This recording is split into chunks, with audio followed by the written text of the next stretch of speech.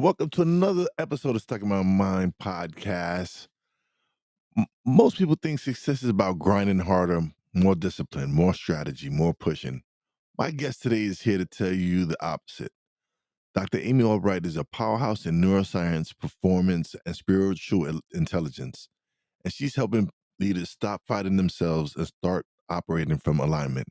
She- She's here to talk about her work, which helps high performers upgrade not just what they do, but who they are. This is about evolving, not about exhausting. Let's get let's get right into it. Welcome to the show, Dr. Amy Albright. Thank you. Wonderful to be here with you. Oh, the pleasure's all mine. So, what was your wake up moment when you realized achievement alone wasn't the answer? It's a good question. It actually happened when I was really young. I was 18 years old and I was studying neurosciences at the university, and I was an atheist. I thought if we understand the brain, we can understand the human experience. And if I can exceed at things like academics, which I can, then everything will be all right, And so I was really young, of course, but I thought I had things figured out, and I didn't have a whole lot of a normal childhood because I ended up having a huge amount of hardships and traumas and responsibilities for my much younger siblings than me. So I really thought that was the path, right? And do something that seems respectable and follow the rules, and everything will work out all right. And I ended up going, and remember, I was an atheist, right? So I ended up going for an acupuncture session, and it changed my life. I had a massive spiritual experience. I don't know how else to describe it than that. I felt like I was levitating and sinking. I'm not saying that I was, but I had that feeling. I had the sense of like helpers whispering in my ear, kind of a thing, and I could trace out meridians that I had no concept of at that time. And the guy that was treating me, when he came back in the room, he's like, "Oh yeah, that's your gallbladder meridian, and that's this." And so it really blew out my construct, and it set me down a path for understanding that we can't understand reality based on the ways that people think that we can understand it, right? Like a lot of what I like to talk about today is science is a false god and money is a false god, right? Like we can pray to science as though it's what's real, but I can tell you that what I knew at that moment is that science would never be able to explain everything that I was experiencing, no matter how advanced we got. It just can't explain it. I knew there was a God, whatever that meant. I had no idea. And I also knew that I had to really broaden out my understanding of what is life and what is success. Right. So I changed my academic study and ended up working deeply into anthropology and understanding how people have thought about success or life or values through history for thousands of years in places where they didn't have contact with each other. And how did they frame it? How did they frame what reality was? Because that's the bigger question. How do we know if we're succeeding or not if we don't even understand the game we're playing? Right. So we have to understand the game. And most of the game that we believe in these days has been brought to us by our society. But our society isn't what's right.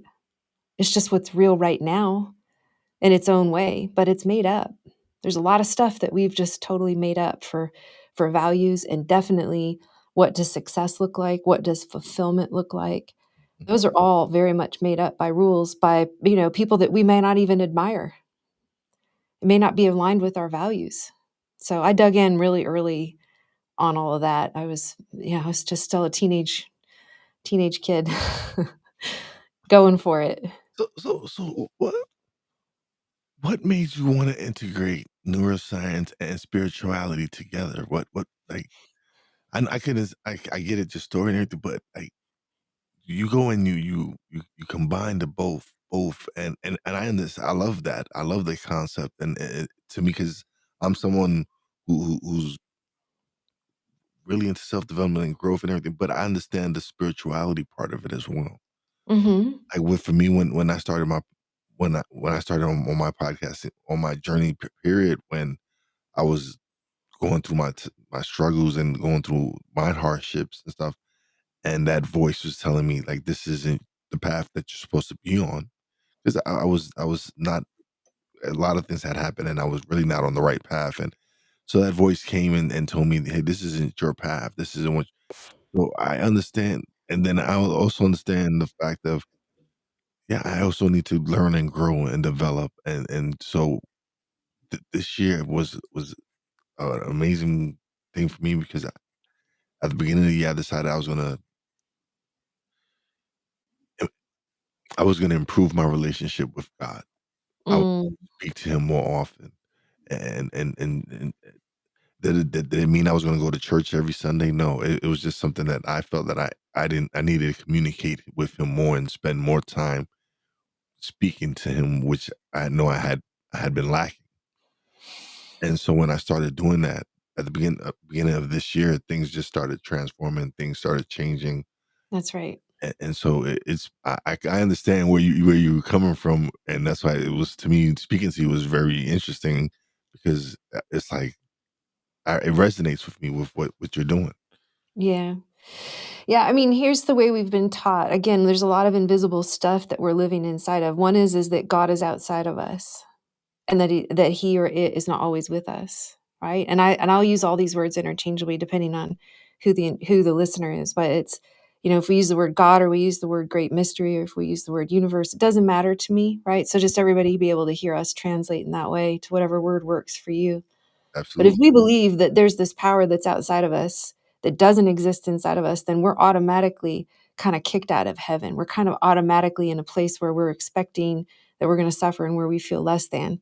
If we're focused on the love and we're focused on that universal of our interconnectedness with the trees outside, with every other human, with every part of creation, everything that can be identified, we're a part of all of that. And all of it is loved, and all of it is a part of the mystery of life. Then we can feel happy and things will start to flow to us because essentially when we're going into this very materialistic, again, I used to be an atheist. I used to think nothing's connected to anything and nothing has any meaning. That's a miserable reality, right? And when you're inside of a reality that's like that, or even you've just drifted from your own spiritual connection, maybe you don't believe that, but you're not living it, right? We're not living in our values in that way. Then what happens is we suffer because we're not supposed to be like we're not these little individual units kind of floating by, and hoping to get along. We're here to be with each other. We're here to learn together, to grow together, to be in community together, to work together, to all the things, right? And it's not just humans, it's also animal kingdom, plant kingdom. We can't live without our trees because those are the lungs of our planet. Everything is interconnected.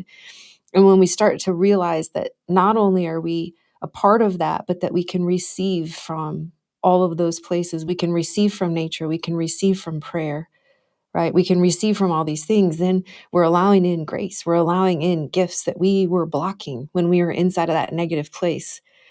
Um, and so if I were to go to your question of like, how did I end up putting spirituality and neurosciences together? Again, I was studying as an atheist, trying to understand reality.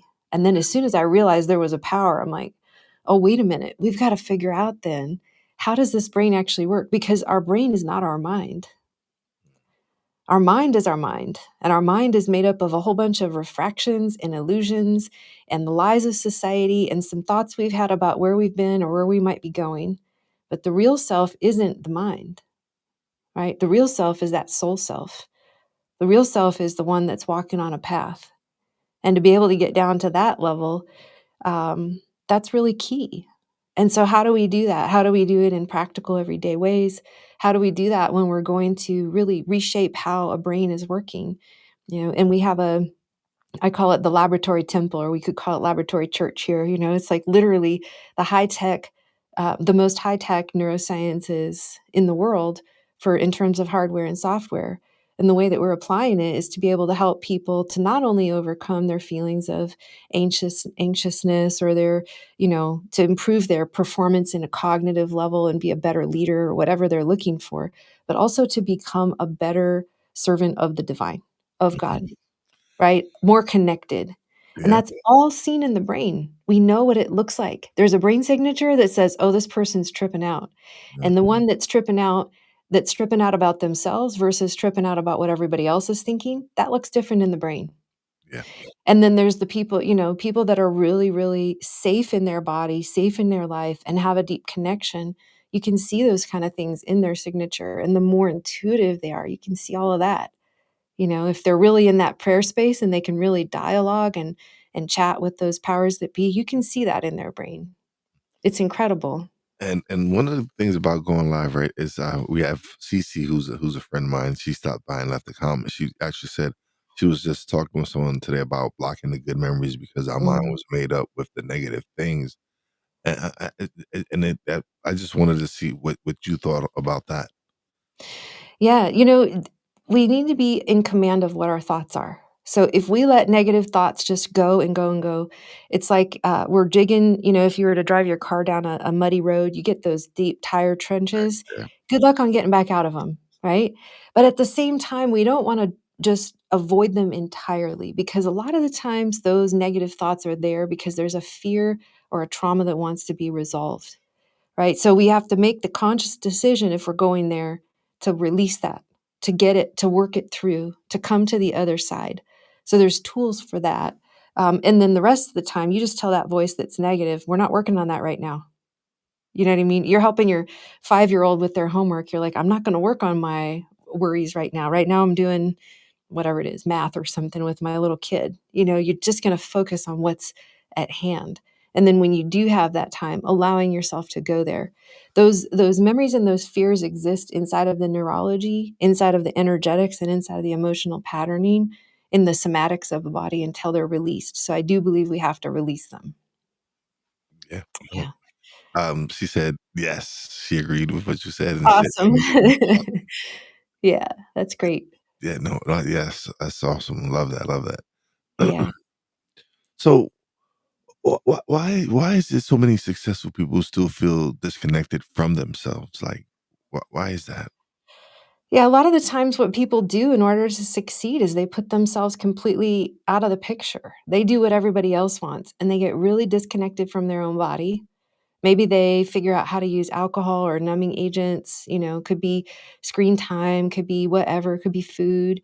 Um, Maybe they figure out how to avoid the pain, but we know when we're on track and when we're not. I can tell you, though, a lot of people who are very successful are in a huge amount of pain, and it looks like they have it all. And so then they can feel like they're even a bigger jerk because they're like, I have it all and I'm not happy. Right. And it's And like, right, but you don't have happiness, and that's really all. and no, and it's true, and you've seen it in the past with celebrities who've taken their lives, and so you would think that with the success of being famous and all that they would find happiness, but like you said, yeah, that doesn't define happiness for everyone. Mm-mm. No, it doesn't translate. I've seen, some of my clients are billionaires or extremely wealthy people, and I've worked with very poor people, and I don't think that and if you look at the data, it's not necessarily indicative of who's happy. Mm, Right? You can go to another country and you can see a kid playing with a soccer ball. There's a whole group of 10 kids. They got one ball between the 10 of them, and they got some sticks, and they're making up games, and they're doing all the things, and they're really, really happy. Right? And we got kids here that are like, I didn't get the new AirPods. I didn't get the new release or whatever. So, I think in some ways that we create a lot of complexity. And again, it's just a lot of stuff that we don't necessarily, it's not timeless, right? Like kids playing and being outside, that's timeless. Kids getting the newest piece of equipment, that's part of the hypnosis. And do I think that we need to ban all technology or that all of it is bad and wrong? No. But can we look at what really is important? And that is going to be connection to self, connection to higher power, connection to each other. And I feel like everybody needs to have purpose, yeah, whether that's to serve others, whether that's to heal themselves. Like everybody's got to have a purpose that they really are anchored into, or we see shorter lifespans, less health, all kinds of stuff. And then that said, going back over to those high achievers, if the purpose is dialed up too high and the self care and the understanding that they're a part of it, a lot of the times those high performers are like, well, I got to help. I've got to help I work for a nonprofit and I want to help all the children or all of the animals that we serve, but they kill themselves kind of in the process, really getting there. mm, It's like, remember that you have value. We all have value. Each of us being happy is a worthwhile thing. It's an important thing, right? Because what it is that we are emanating out in every moment is helping other people, whether we're in touch with people or not. And for us to take the time to really invest in that, and the deeper that we invest in that, the more that we have to give. But it seems easy. It's not in the martyr, slaving away kind of model, but rather in a like, wow, I did a minimal amount of effort for far more yield, and I can help so many more, or I can be so much better at what I'm doing by changing that model, by changing the way that I believe the world is set up. Because a lot of the times people think that everybody is worth helping except for them, right? They don't belong inside of that picture. And I want everybody to be including themselves in. We have to take care of ourselves to be able to really, in the most strategic ways, help other people. And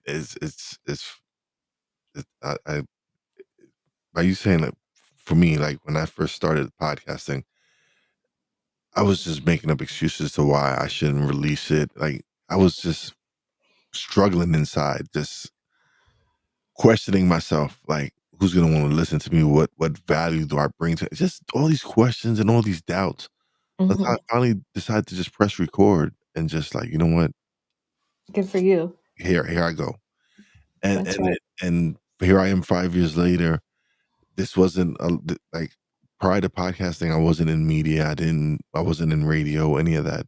Like, I've learned this, all of this in the past 5 years, everything that I'm doing with the podcast and launching an internet radio station and all these launching a publishing company and just all these different things.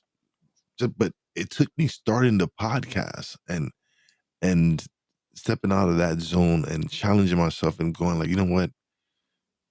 Screw what that little voice in my head is telling me, That's right. and I'm gonna do this." And so it's been an amazing 5 years for me, just like just the ups and downs and the transformation, and like I told you earlier in the episode where this year where my thing was I'm gonna improve my relationship with God, spirit, where whatever it is that Mhm. whoever you believe in, but it was just something that it I came to this realization that this is what something that I wanted. That's right. This was the time where this is the time, yeah, I need this now. I need this aspect to really start improving in my life, and since that was something that I set my intentions on and I started doing, like I said, things just started happening.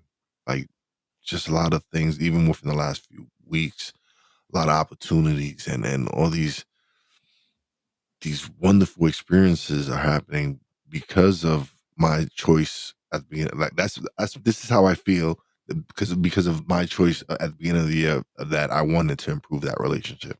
Mhm.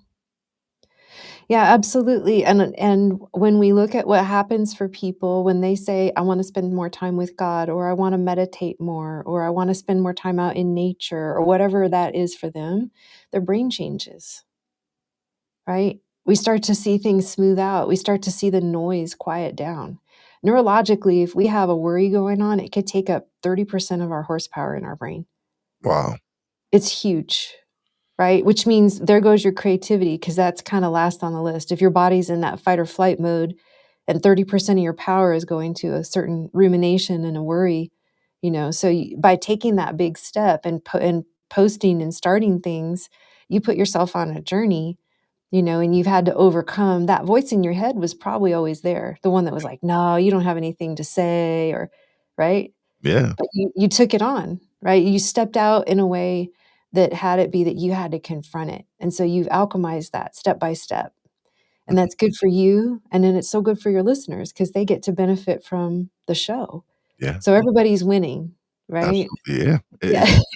It's been it was funny because at one point I was like, I kinda felt selfish as well, right? Because I was enjoying doing the show so much, and I was enjoying the conversations because I've been learning so much, like, Mm, 'cause for me, this is also a learning experience, having these conversations, hearing these stories, listening to what people have to say, and yeah. just getting to know so many wonderful people and getting to experience so many different people from all over the world.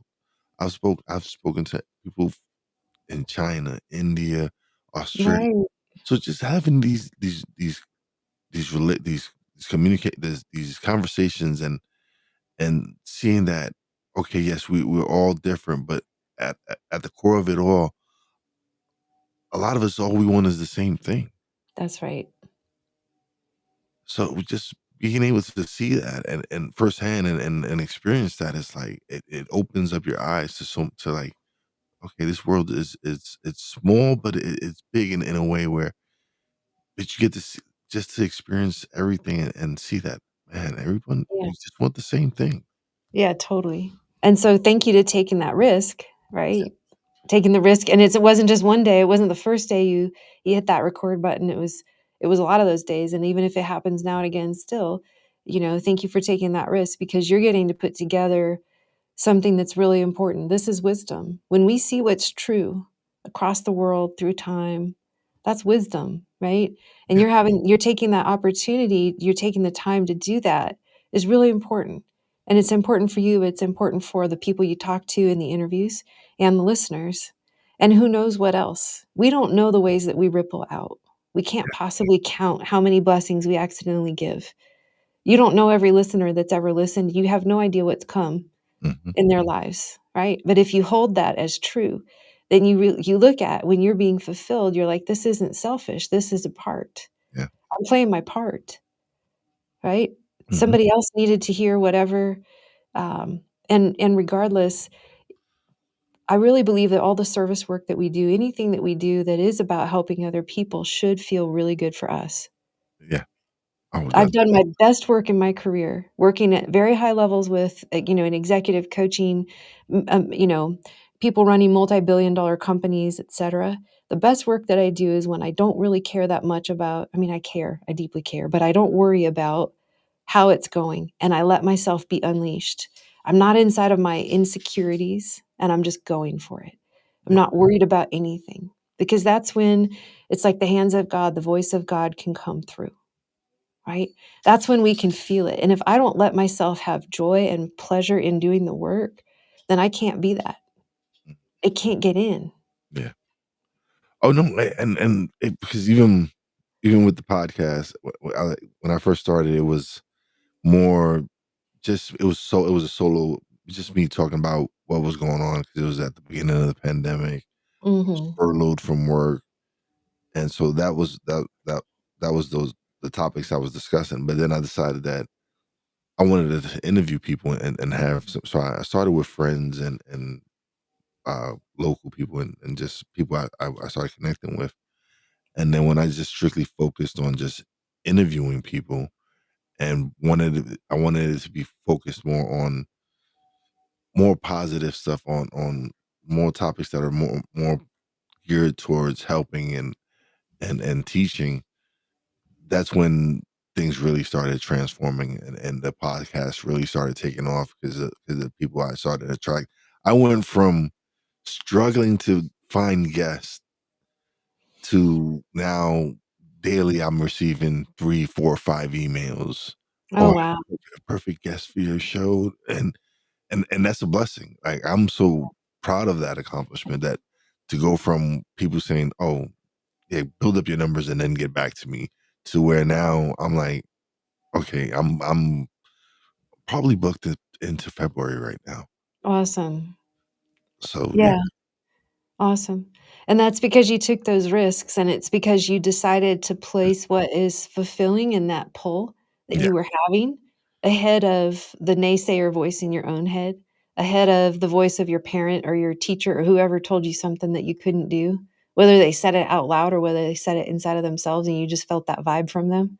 yeah, Right? You had to overcome a lot of things, and you were listening to that pull that's inside of you, and we're always on a path, right? We may not be on a particularly comfortable one, but you're on a path right now that you can't see the full edges and scope of, that's going to continue to unfold, and you're going to continue to evolve within this, and then the show will also continue to evolve within it. And as that happens, that evolution serves everybody. So good for you for investing into that, right? yeah, Because we actually don't it when we're inside of this way of being, we don't ever just help ourselves, we're always helping other people. and yeah, and that's what it's been. It's been, geared towards helping others, and like when like I'm so proud of this fact.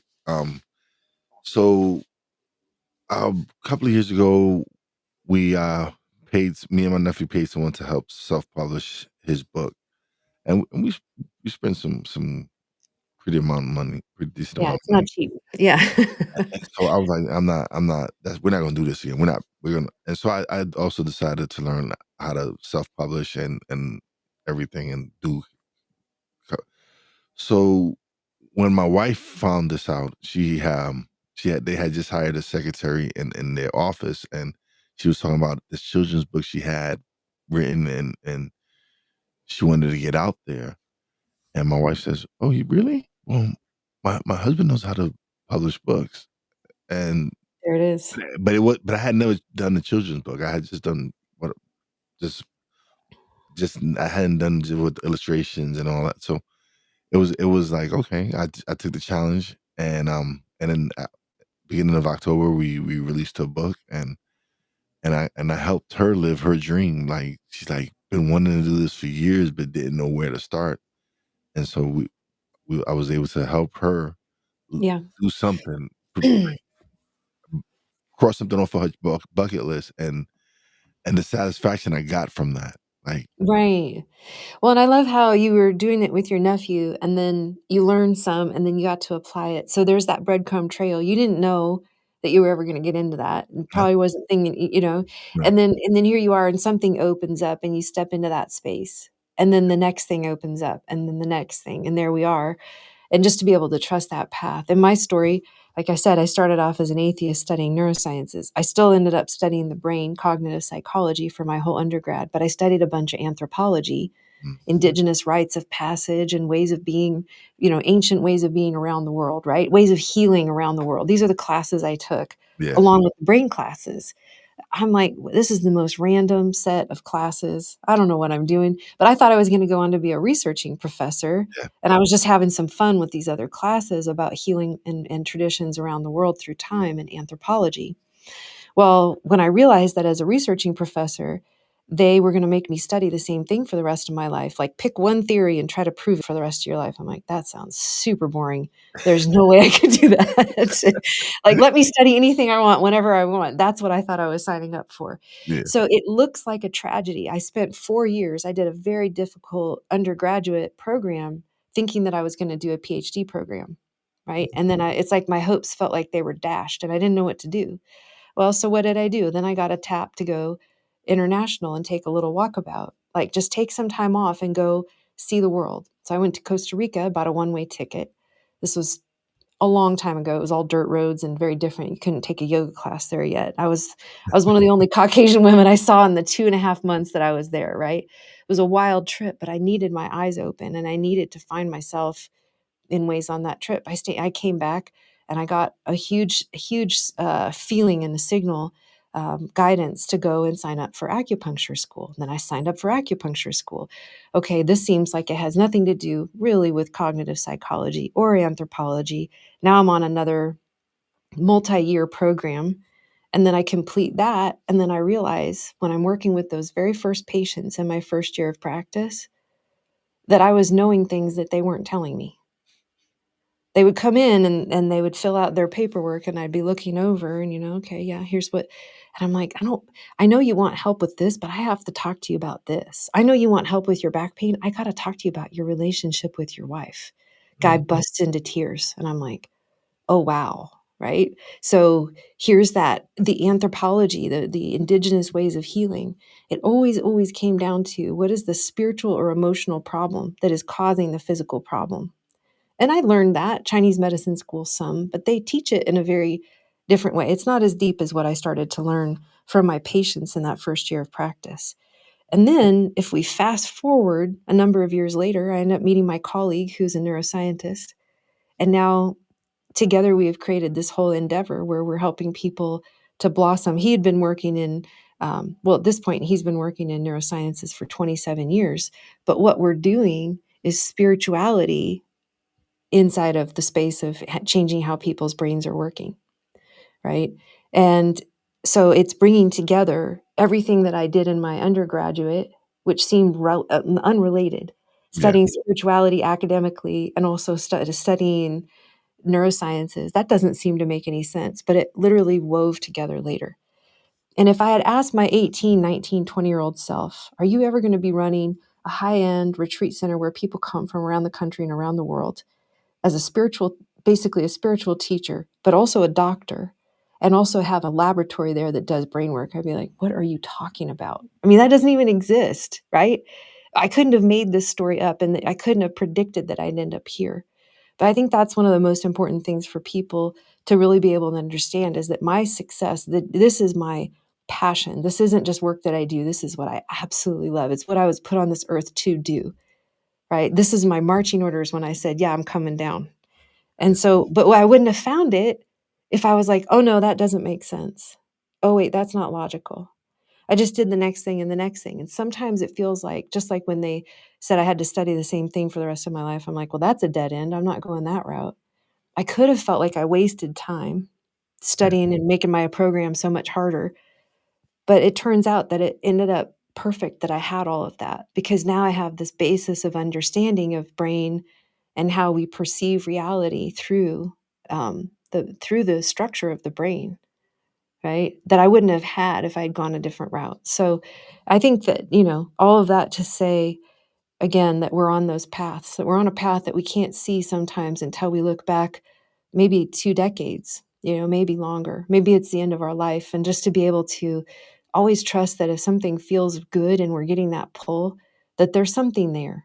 Yeah. We have to really listen to that, because those can be those doorways into whole opportunities that we couldn't have dreamt for ourselves. Absolutely. So, so excuse me. Hold on one second. Um. Oh man.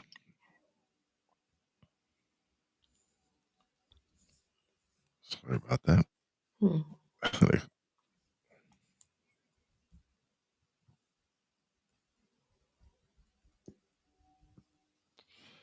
So I got a question. Explain IQ, EQ, PQ, and SQ in plain language, because Yeah.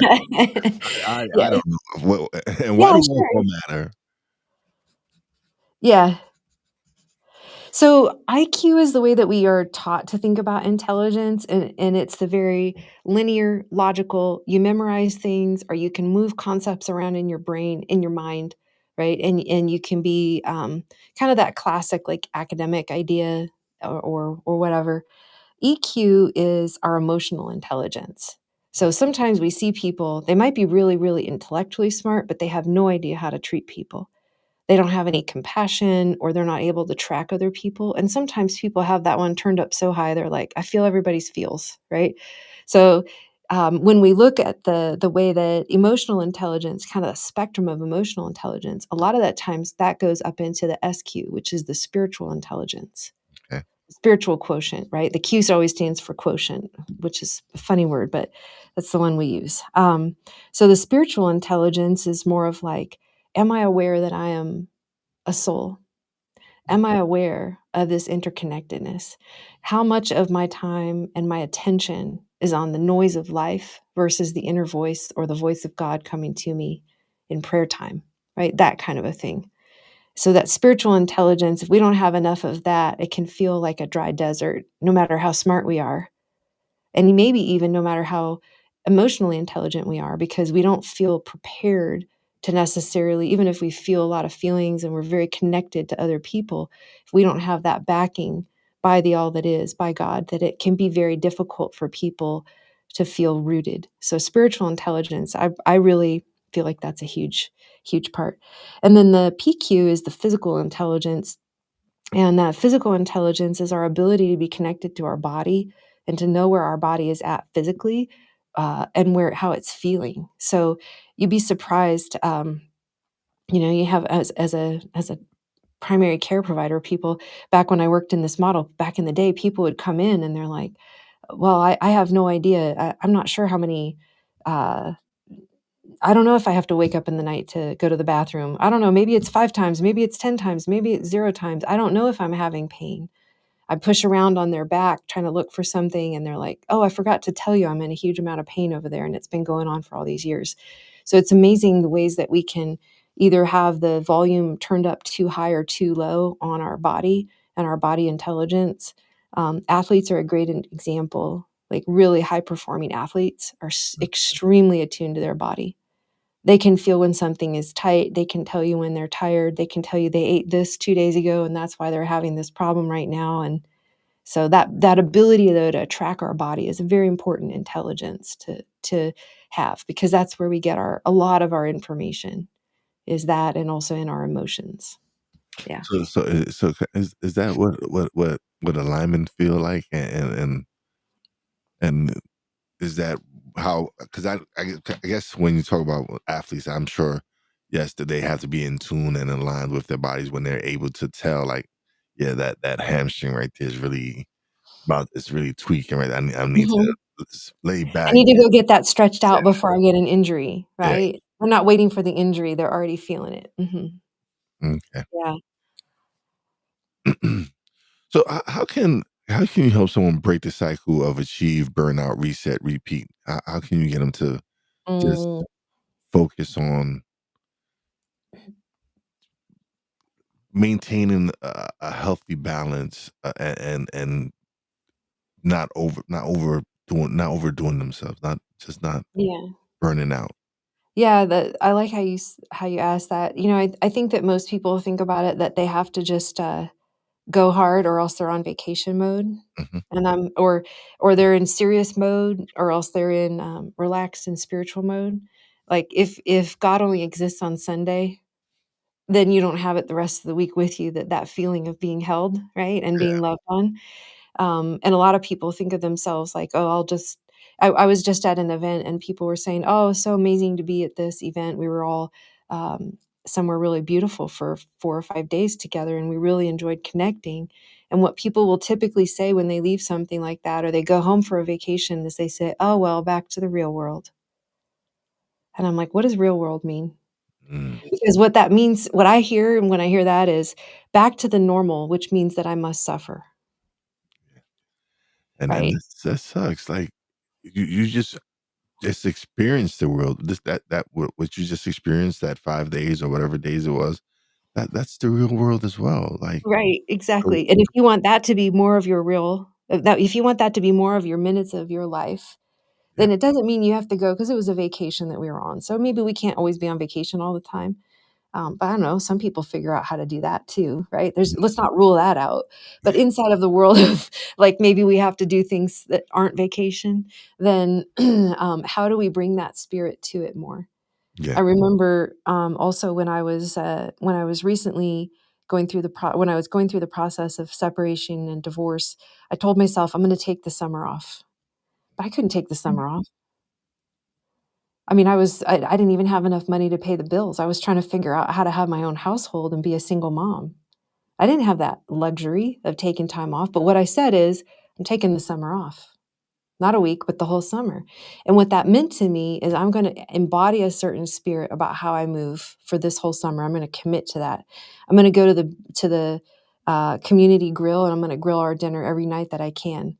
Because whenever I'm grilling and cooking food outside, I feel like I'm more relaxed, right? Versus trying to bang out something in the kitchen as that stressed out mom. Yeah. So it was a time and a place, but I feel like that era of my life was made so much more rich by me saying, I'm not going to try to do anything big.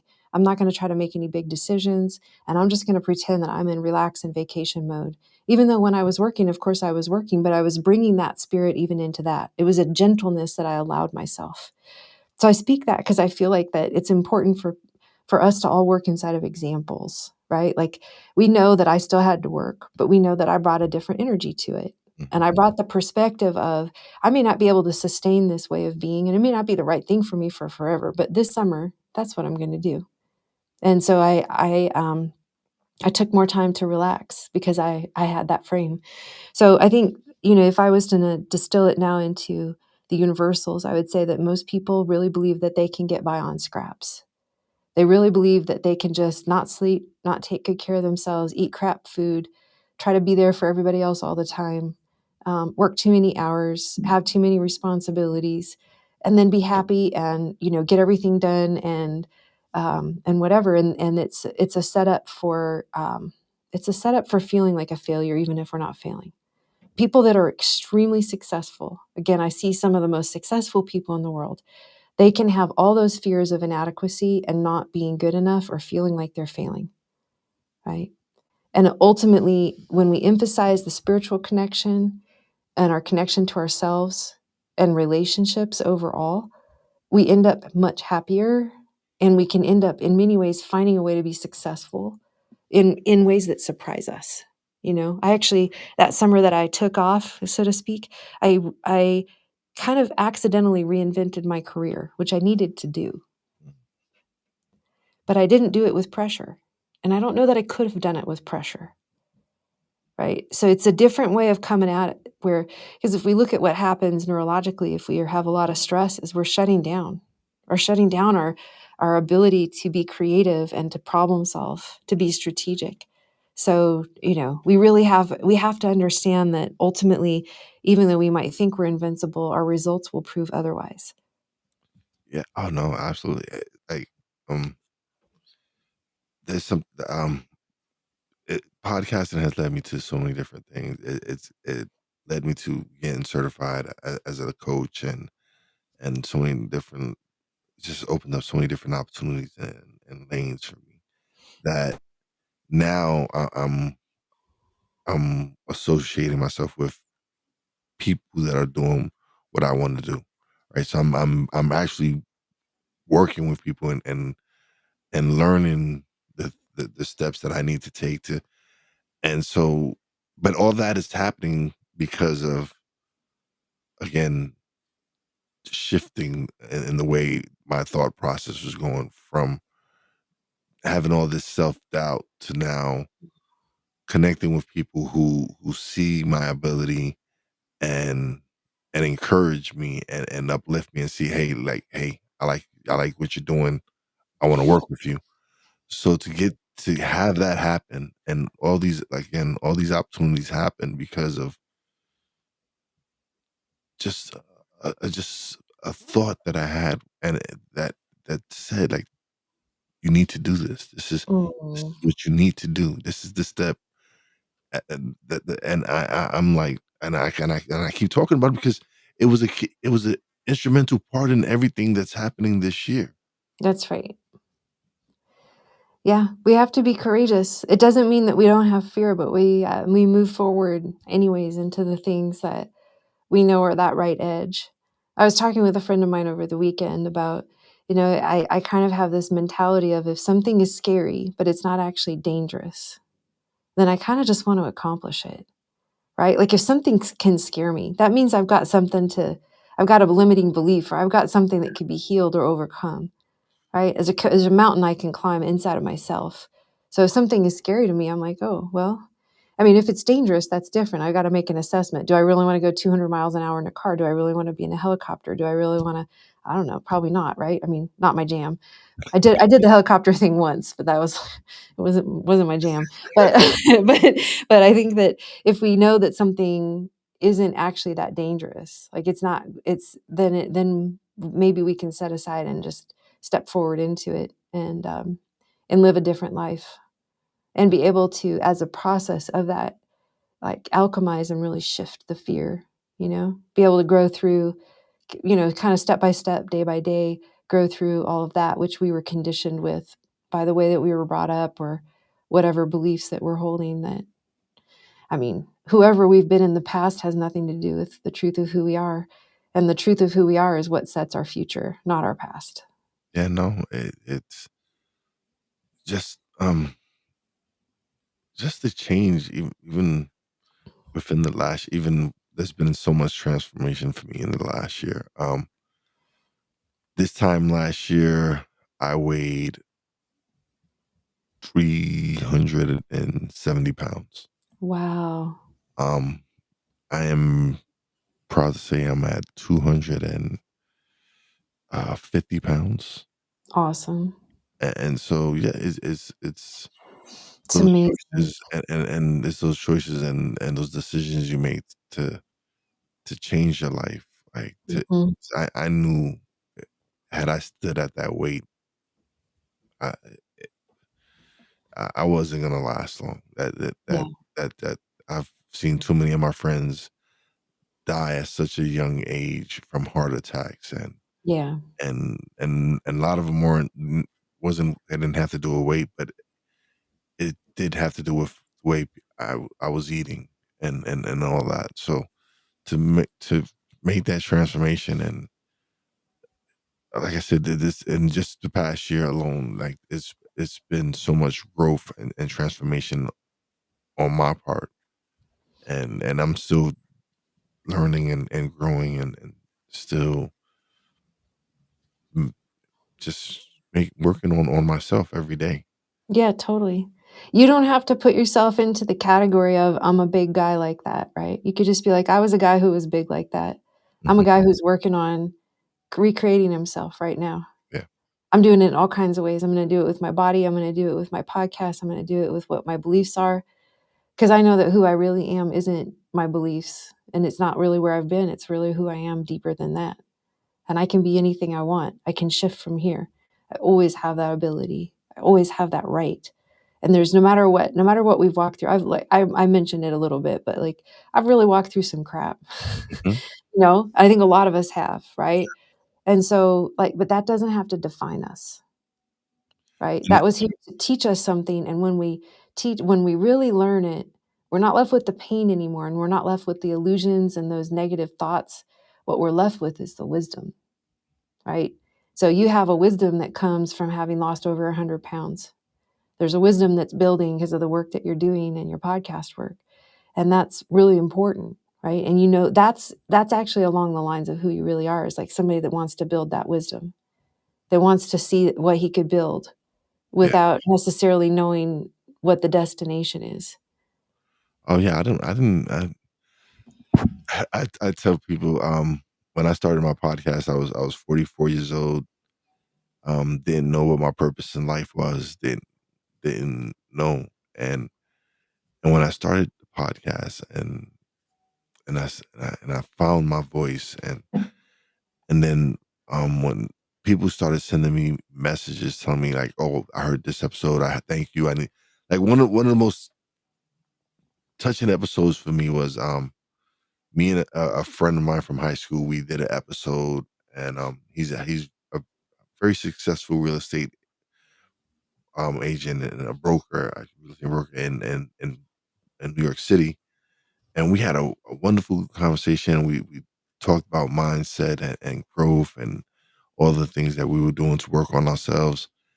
And one of our classmates was listening to the episode, and she had been on the fence about starting her own business and taking that leap and taking that risk. And to hear two of her former classmates talk about taking risks, to putting yourself out there and making yourself uncomfortable, that Mhm. she went and decided to take that risk and start and launch the business. And when I received that email from her telling me that this is what she did, it filled me with this joy. Like, Totally. like, all right, so I do have something here. People are benefiting from it. People are gaining something that's encouraging them or inspiring them to do great things. So it felt I was like, all right, so this is what I'm supposed to be doing. This is helping people find whatever it is that they're seeking, or they might need to hear this episode, or Mhm. might and in she's case she needed someone to help her publish her book.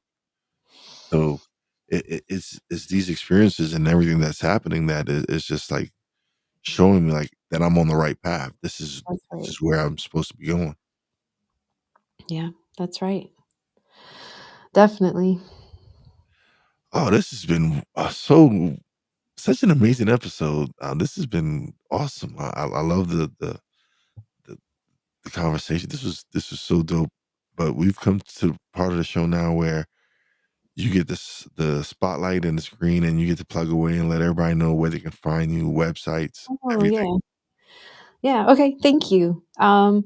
So again, my name is Dr. Amy Albright, and I have an organization called Holon. It's spelled Holon, and the website is Holon Experience. And there you can find a whole list of offerings. We have the most advanced neurosciences in the world for wisdom and consciousness expansion and intuition. And you can come here to a retreat center in Northern California and experience that.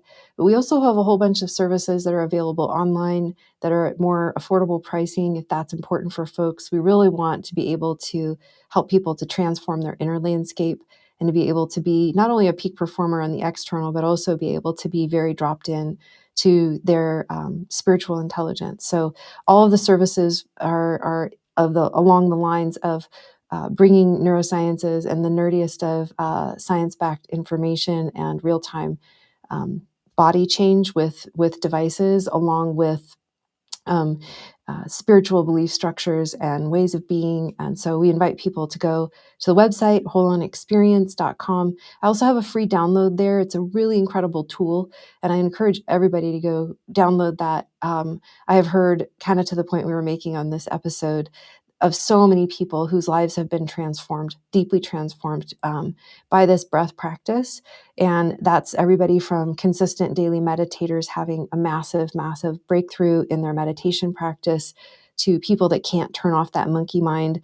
They're constantly stressed and ruminating. That download will really change your life. So I encourage everybody, regardless of whether you want to be a part of any of our offerings, to go ahead and get that download. And then you can also find me at Dr. Amy Albright on YouTube. And that's it for now. Thank you. Thank you. This was a great episode. I appreciate it. And I did check. I went to your YouTube and I checked out your a couple of your videos. They were really good. So Oh, good. go check out her YouTube channel. She has some great videos for people to check out. But thank you so much for being such a wonderful guest. This was wonderful. I really had a great time. Well, good. Thank you. It was a great conversation, and we'll keep on spreading all the positive messages. Thanks for the good work you're doing. Thank you. Thank you once again. I appreciate you actually coming out and sharing this wonderful information and everything that you're doing. I greatly appreciate it. Yeah. But don't leave Thanks. just yet. Let me close out the show and we'll chat a little bit off the air. But thank you so much once again. This was wonderful and I appreciate your time. I really do. Okay. Thanks. Thank you. All right, everybody. Another great episode is in this is in the books. Family, if today's show hit something in you, don't ignore that feeling. Alignment is a decision, not a luxury. Connect with Dr. Amy and explore Holon's work because the next level isn't earned, it's activated. So definitely go check out the website. Go follow Dr. Amy on all socials. And if this episode moved you, share it with someone who needs who needs to stop grinding and start aligning. We don't get we don't gatekeep, we growth here. So thank you everybody for tuning in. Thank you, A Pizzle, for stopping by. CC, thank you for the question. I greatly appreciate it. As always, you know your boy Wise does it. Peace out.